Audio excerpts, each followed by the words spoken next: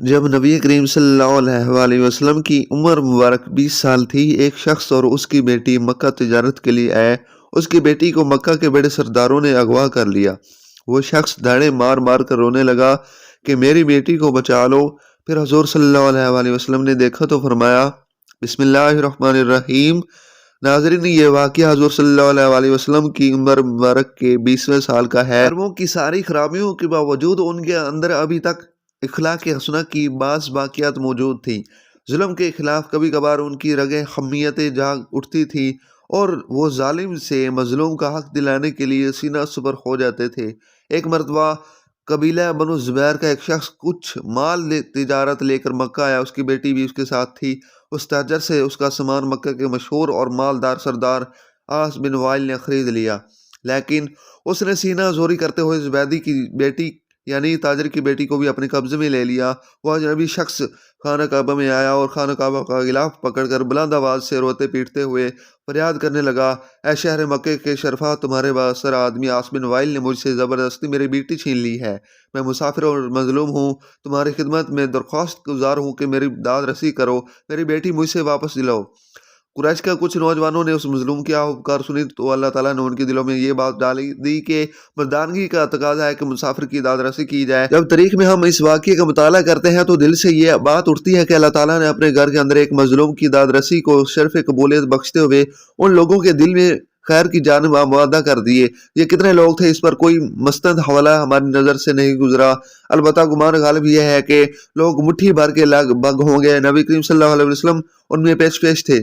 یہ سب لوگ اس زبیدی کو اپنے ساتھ لے کر عاص بن وائل کے دروازے پر پہنچے۔ اسے باہر بلایا گیا۔ سب نے یک زبان ہو کر کہا، اس مظلوم پر تم نے کیوں ظلم ڈھایا؟ اس ظالم نے کہا، میں نے کوئی ظلم نہیں ڈھایا، وہ لڑکی کنیز ہے۔ جب مال کا سودا کیا تھا تو یہ لڑکی بھی میں نے اس شخص سے خرید لی تھی۔ عاص بن وائل کا جواب سن کر وفد کے لوگوں نے زبیدی سے وضاحت مانگی تو اس نے کہا، خانہ کعبہ کی عظمت و تقدس کی قسم، میں نے اپنی لڑکی بیچی نہیں ہے اور نہ ہی وہ کنیز ہے، وہ میری بیٹی ہے۔ اور اس شخص نے اپنی قوت کے بل بوتے پر زبردستی اسے اغوا کر کے اپنے گھر میں ڈال لیا ہے۔ اس پر وفد کے لوگوں نے سختی کے ساتھ عاص بن وائل سے بات کی تو اس بدبخت نے اپنے جرم کا اعتراف کر لیا اور زبیدی کی لڑکی اسے واپس دینا پڑی۔ لڑکی واپس کرنے کے وقت بدبخت اس نے ارکان وفد سے کہا، میں کل صبح لڑکی واپس کر دوں گا، ایک رات مجھے اس کے ساتھ گزار لینے دو۔ وفد کے تمام ارکان غیرت مند ارکان تھے۔ اس سے سختی کے ساتھ اس ارادہ باز شرم پر انہوں نے شرم دلائی، کہا ہرگز ایسا ممکن نہیں۔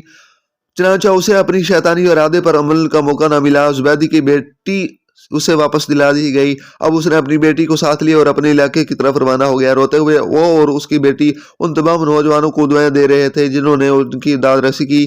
مظلوم کی بد دعا بھی رب عرش تک بلا روک ٹوک پہنچتی ہے، اور اس کی دعا بھی۔ وہ قریشی نوجوان خوش نصیب تھے جنہوں نے مظلوم سے دعائیں لیں۔ جب اس تنازع کا فیصلہ بحسن خوبی ہو گیا تو وفد کے ارکان میں سے بعض نے مشورہ دیا کہ اس قسم کے واقعات وقتاً فوقتاً رونما ہوتے رہتے ہیں، کیا ہی اچھا ہو کہ ہم آپس میں حلف اٹھائیں کہ ہم ظالم کے مقابلے پر ہر مظلوم کی مدد کریں گے، خواہ وہ کوئی بھی ہو۔ چنانچہ یہ سب لوگ عبداللہ بن زادان کے گھر پر اکٹھے ہوئے۔ اللہ کے نام پر سب نے حلف اٹھایا، جن کے الفاظ یہ تھے، ہم حلف اٹھاتے ہیں کہ غضب شدہ چیز مالک کو واپس دلائیں گے، آج کے بعد کسی پر ظلم کو برداشت نہیں کریں گے، ہر مظلوم کی داد رسی ہوگی، ظالم کو اس کے ظلم کی سزا دی جائے گی۔ اسے حلف الفضول کہا جاتا ہے۔ فضول کے معنی کہ وہ چیز جو ظلم کے ساتھ چھینی جائے۔ نبی کریم صلی اللہ علیہ وسلم فرمایا کرتے تھے کہ میں نے عبداللہ بن زادان کے گھر میں حلف اٹھایا تھا، آج اسلام کے دور میں بھی اگر کوئی مجھے اس کی دعوت دے تو میں لبیک کہوں گا۔ اس حلف کو حلف الفضول کہنے کی 3 وجوہات بیان کی گئی ہیں۔ ایک تو یہ تو حلف میں جتنی باتیں کی گئی تھیں وہ اخلاقی فضائل کے زمرے میں آتی ہیں۔ دوسرا یہ کہ فضول عظمت کو کہا جاتا ہے جو جبر و ظلم سے چھین لی جائے۔ تیسری وجہ یہ ہے کہ اس حلف میں شامل ہونے والے افراد میں سے 3 کلام فضل تھے۔ اپنی تاریخ میں مزید ایک وجہ بیان کی ہے کہ حضور صلی اللہ علیہ وسلم کی تجویز پر ان لوگوں نے یہ بھی حلف اٹھایا تھا کہ اپنی کمائی میں سے ضرورت سے زیادہ مال مہمانوں کی ضیافت کے لیے خرچ کریں گے۔ ابن کثیر نے لکھا ہے کہ یہ 3 ارکان حلف اس नाम से मौसूम थे। नंबर 1 फजल बिन फजला, नंबर 2 फजल बिन वदी, नंबर 3 फजल बिन हारिस। ज़माना जाहिलियत में कुरैश के अहले खैर ने जितने अच्छे काम किए हैं उनमें से ये एक अजीम कारनामा है। हुज़ूर सल्लल्लाहु अलैहि वसल्लम की वसत से कबल इस वाक़ये का ज़हूर अल्लाह रब्बुल इज़्ज़त की तरफ से एक ख़ास नेमत थी, जिस पर हुज़ूर सल्लल्लाहु अलैहि वसल्लम ने हमेशा अल्लाह का शुक्र अदा किया। बिन कसीर ने लिखा है कि हज़रत मुआविया रज़ियल्लाहु तआला अन्हु के भतीजे वलीद बिन अतबा बिन अबी सुफियान और हज़रत इमाम हुसैन रज़ियल्लाहु तआला अन्हु के दरमियान एक तनाज़ा पैदा हो गया। वलीद बिन अतबा मदीना के गवर्नर मुकर्रर हुआ तो उसने अपनी कुव्वत के बलबूते पर हज़रत इमाम हुसैन की एक जायदाद जो ज़ुल्म अरवा के नाम पर थी कब्जे में ले ली और गवर्नरी का रोब जमाने लगा। हज़रत इमाम हुसैन रज़ियल्लाहु तआला अन्हु गवर्नर हाउस में तशरीफ़ ले गए। आप रज़ियल्लाहु तआला उन्होंने फरमाया, ए वलीद, तुम मेरी जायदाद से कब्जा उठा लो। अगर ऐसा नहीं करोगे तो मैं अल्लाह की कसम खाकर कहता हूँ कि फिर मैं अपनी तलवार निकालूंगा और मस्जिद नबवी में खड़े होकर ऐलान करूंगा कि ए अहले ईमान, आज फिर हल्फुल फजूल को दोहराने का लम्हा आ गया है। अब्दुल्ला बिन जुबैर रज़ियल्लाहु तआला अन्हु भी उस वक्त वहां मौजूद थे।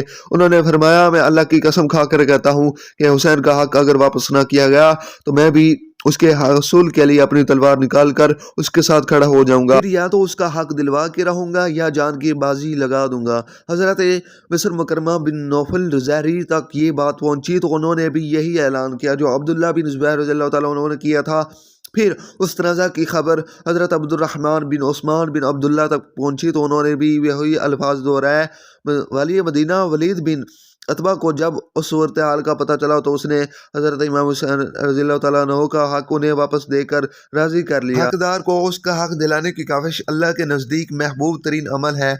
अल्लाह के नबियों की आमद का मकसद भी कुरान ने यही बयान किया है कि अदल कायम हो और जुल्म मिट जाए। मजलूम के हक में अगर लोग उठ खड़े हों तो हर दौर में उस जालिमों को उनके सामने घुटने टेकने पड़ते हैं। हज़रत अबू हुरैरा रज़ियल्लाहु तआला अन्हु ने बयान किया है कि खबर फतह हुआ तो यहूदियों की तरफ से नबी करीम सल्लल्लाहु अलैहि वसल्लम की खिदमत में बकरी का या ऐसा गोश्त हदिया पेश किया गया जिसमें जहर था। उस पर हज़रत सल्लल्लाहु अलैहि वसल्लम ने फरमाया कि जितने यहूदी यहाँ मौजूद हैं उन्हें मेरे पास जमा करो, कोशिश बयान करना कि कोई तुमसे सीखे। आज चनांचा वो सब आ गए। सब के बाद आप सल्लल्लाहु अलैहि वसल्लम ने फरमाया कि देखो, मैं तुमसे एक बात पूछूंगा, क्या तुम लोग सही सही जवाब दोगे? सब ने कहा जी हाँ। आप सल्लल्लाहु अलैहि वसल्लम ने दरियाफ्त फरमाया कि तुम्हारे बाप कौन थे? उन्होंने कहा कि फ़लाँ। आप सल्लल्लाहु अलैहि वसल्लम ने फरमाया कि तुम झूठ बोलते हो, तुम्हारे बाप तो फ़लाँ थे। साहब ने कहा आप सल्लल्लाहु अलैहि वसल्लम सच फरमाते हैं। फिर हज़रत सल्लल्लाहु अलैहि वसल्लम ने फरमाया, अगर मैं तुमसे एक और बात पूछूं तो क्या तुम सही वाक़या बयान कर दोगे? तो साहब ने कहा जी हाँ अबुल कासिम, और अगर हम झूठ भी बोलेंगे तो तुम या आप हमारे झूठ को पकड़ लेंगे, इसी तरह जैसे आपने पहले हमारे झूठ को पकड़ा, हमारे बाप के बारे में हमारे झूठ को पकड़ लिया। रसूल अकरम सल्लल्लाहु अलैहि वसल्लम ने फरमाया कि उसके बाद दरियाफ्त फरमाया कि दोज़ख में जाने वाले लोग कौन होंगे? उन्होंने कहा कुछ दिनों के लिए हम होंगे, हम दाखिल हो जाएंगे, फिर हमारे जगह दाखिल आप कर दिए जाएंगे। हज़रत सल्लल्लाहु अलैहि वसल्लम ने फरमाया तुम इसमें बर्बाद रहो, खुदा गवाह है कि हम तुम्हारी जगह इसमें कभी दाखिल ना किए जाएंगे। फिर आप सल्लल्लाहु अलैहि वसल्लम ने दरियाफ्त फरमाया कि अगर मैं तुमसे कोई बात पूछूं तो क्या तुम मुझे सही वाक़या बयान कर दोगे? उस मरतबा उन्होंने यही कहा हाँ अबुल कासिम। हज़रत सल्लल्लाहु अलैहि वसल्लम ने दरियाफ्त फरमाया कि क्या तुमने इस बकरी के गोश्त में जहर मिलाया है? उन्होंने कहा जी हाँ। हज़रत मोहम्मद सल्लल्लाहु अलैहि वसल्लम ने दरियाफ्त फरमाया कि तुमने ऐसा क्यों किया? उन्होंने कहा हमारा मकसद ये था कि अगर आप झूठे हैं नबूवत में तो हमें आराम मिल जाएगा, और अगर आप वाकई नबी हैं तो ये जहर आपको कोई नुकसान नहीं पहुंचा सकेगा। मदीना मुनव्वरा में आबाद यहूदियों का एक कबीला नबी करीम सल्लल्लाहु अलैहि वसल्लम ने मदीना के यहूदी कबाइल से ये मुआहिदा किया था कि जंग की सूरत में अफ्रीकन एक दूसरे की मदद करेंगे। देखिए मिसा की मदीना जंग बदर के मौके पर यहूद ने इस मुआहिदे की खिलाफ वर्जी की और गैर जानिबदारी का ऐलान कर दिया। मुसलमान अकेले ही मुशरिकीन मक्का पर फतह हासिल करके मदीना वापस लौटे तो यहूदियों को नागवार गुजरा। हसद में वो मुस्लिम दुश्मनी पर उतर आए। मजबूरन मुसलमानों को सबसे पहले यहूद के कबीला बनो कैनका को मदीने से जला वतन करना पड़ा। ये खैबर में जाकर आबाद हुए मगर इस्लामी दुश्मनी से फिर बाज न आए। बदस्तूर سازشوں میں مصروف رہے۔ اسلامی لشکر نے جنگ خیبر میں ان کی سرکوبی کو رمضان دو ہجری میں حضور صلی اللہ علیہ وسلم جنگ بدر کے معرکے سے مدینہ منورہ واپس لوٹے۔ اس کے ایک مہینے بعد ہی 15 شوال 2 ہجری میں غزہ میں بنی کینکا کا واقعہ درپیش ہوا۔ بدر کے بعد یہودیوں نے شر و عداوت کا مظاہرہ کیا۔ مدینے کے اطراف میں یہودیوں کے 3 بڑے بڑے قبائل آباد تھے، بنو کینکا، بنو نذیر، بنو قریظہ۔ ان تینوں سے مسلمانوں کا معاہدہ تھا، مگر جنگ بدر کے بعد جس قبیلے نے سب سے پہلے معاہدہ توڑا وہ قبیلہ بنو کینکا کے یہودی تھے، جو سب سے بڑے، زیادہ بہادر تھے، دولت مند تھے۔ واقعہ یہ ہوا کہ ایک برقع پوش عرب عورت یہودیوں کے بازار میں آئی۔ دکانداروں نے شرارت کی اور اس عورت کو ننگا کر دیا۔ وہ اس پر تمام یہودی کہکہ لگا کر ہنسنے لگے۔ عورت چلائی تو ایک عربی آیا، دکانداروں کو قتل کر دیا۔ اس پر یہودیوں اور عربوں میں لڑائی شروع ہو گئی۔ حضور صلی اللہ علیہ وسلم کو خبر ہوئی تو تشریف لائے اور یہودیوں کی اس غیر شریفانہ حرکت پر ملامت فرمانے لگے۔ اس پر بنو کینکا کے خبیث یہودی بگڑ گئے اور بولے کہ جنگ بدر کی فتح سے آپ مغرور نہ ہو جائیں۔ مکہ والے جنگ کے معاملے میں بے ڈنگے تھے، اس لیے آپ نے ان کو مار لیا۔ اگر ہم سے آپ کا سابقہ پڑا تو آپ کو معلوم ہو جائے گا کہ جنگ کس چیز کا نام ہے، لڑنے والے کیسے ہوتے ہیں۔ جب یہودیوں نے معاہدہ توڑا تو حضور صلی اللہ علیہ وسلم نے نصف شوال 2 ہجری پیر کے دن ان یہودیوں پر حملہ کر دیا۔